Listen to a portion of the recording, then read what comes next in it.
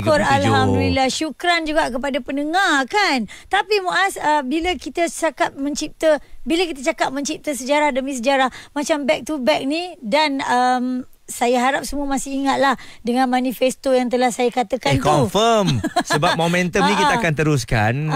Kalau anda tengok di ruang komen pun semua cakap bila kenduri rakyat, kat mana saya nak datang dan sebagainya. Dan sedikit sebanyak untuk persiapannya daripada lokasi Asam Pedas London kita dah dapat secure. Okey, kita dah lock. Dah lock dah. Lepas tu untuk kambing grill dah ada. Kat situ saya dah lega sikit. Ya. Tapi sekarang ni lembu ni.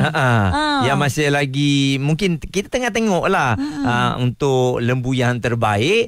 Dan semalam ada yang DM kita, Haiza, sebab kita cakap bagi tahu, dan ada yang DM kita suggest mengenai jom datang ke ladang saya untuk tengok-tengok dulu lembu yang ada. Okey, tengok dulu Okey, jadi kita terus bersama dengan CEO Kola Cattle Farm iaitu Encik Jamal. Bila bercerita tentang lembu ni, nak tengok-tengok saja boleh ke? Kita nak tengok-tengok saja, belum confirm lagi lah nak membelinya tu. Boleh ke Cik Jamal? Kenapa tak boleh? Bila kita nak memilih ternakan ni, dia lebih afdal ni kalau kita datang sendiri, tengok, pilih. Dia lebih cantik lah tu. Boleh, kalau boleh. Jadi ladangnya kat mana tu kalau kami nak pergi? Untuk Kola Cattle Farm ni, Muaz, Haiza, kita ada yang pertama ada di Kuala Selangor. Kuala Selangor ni di Bukit Belimbing, Kuala Selangor lah. Di Selangor lah. Okey. Kalau Haiza Muaz nak datang tengok dekat Taiping pun ada. Kalau nak tengok dekat Kulim pun ada. Kita ada 3 farm di Malaysia ni lah. Okey, kita ambil dekat lah Kuala Selangor lah. Kuala Selangor. Itu yang paling dekat tu. Cik Jamal, kalaulah kita ni nak memilih lembu kan, boleh bagi tips tak? Bagaimana nak tahu lembu tu dia punya daging bagus, dia dalam keadaan yang memang baik, dan nak tahu seekor lembu tu berapa kilo berat dia tu? Boleh makan berapa orang? Dia macam ni. Lembu ni dia bukan macam tin Milo lah yang kita tetapkan kilo dia kan.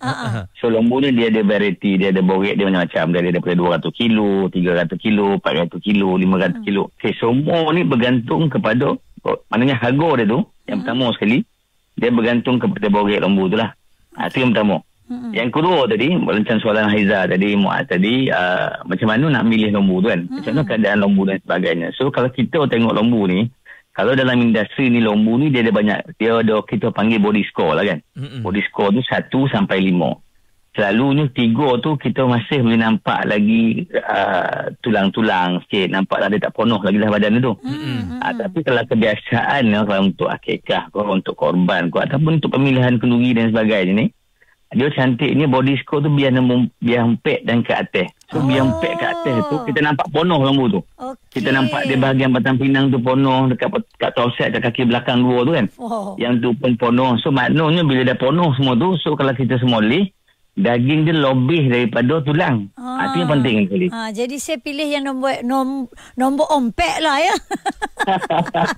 Nombor ompek dulu kita tengok dulu. Ya betul. Dia ada body score dia lah Muaz. Ni yang paling Haiza risau, range harga ni berapa yang kita boleh dapat? Yang paling murah, yang kita ambil yang paling murah dululah. Berapa untuk seekor ni? Paling murah. Tak, dia kebiasaan ni lah. Untuk kenduri ni kita start dengan harga RM5,000 ke atas. RM5,000 ke atas. Macam saya khabar tadi kan. Dia bergantung kepada berapa jemputan kita. So kalau jemputan kita ramai, konolah pilih yang besar-besar sikit kan. Selalunya lah kalau katalah range harga dalam RM5,000 tu, dia bolehlah buat makan dalam 1,000 orang dulu. Okey lah. Itu calculation mudah dia lah. Lepas lah tu. Tapi bukan hanya ada lembu, kambing pun ada dekat Kola ni. So dekat Kola ni dia cuba boleh. Dia kita kambing ada, lembu ada, biri-biri ada, kobau pun ada. Itu bergantung pada bajet kita punya customer kan. Kalau nak sodap memang ambil lembu. Dia daging dia fresh. Betul. Dan jadi, kalau nak sodap lagi, suruh Haiza datang ke ladang lah. Bolehlah pilih mana satu tak? Betul. So boleh pilih pilihan nanti yang mana kita nak kalau hitam kau, merah kau, biru tak ada lah kan. Putih kau kan. Cik Jamal, Kalau macam tu kita set terus boleh tak? Sebab hari ni dah Jumaat. Saya risau tak sempat untuk tengok-tengok. Tu baru nak tengok kan. Kalau kita set hari Isnin untuk datang ke ladang boleh? InsyaAllah boleh. Isnin boleh, Selasa boleh, Rabu boleh. Kita memang buka 24 jam kat situ tu. Kita pun tahu nak ni kita tak boleh kira masa kita. Kita nak kena kira masa kita punya customer. Nak datang cantik. Lebih afdal. Alright. Kita akan hubungi Cik Jamal nanti untuk datang ke Kola Cattle Farm ya. Yahoo, lembu settle. Okey, dah tengok-tengok, dia dah bagi tips. Ingat nombor ompek. Bukan senang jadi pemenang ya. Nak kena pergi ladang pula.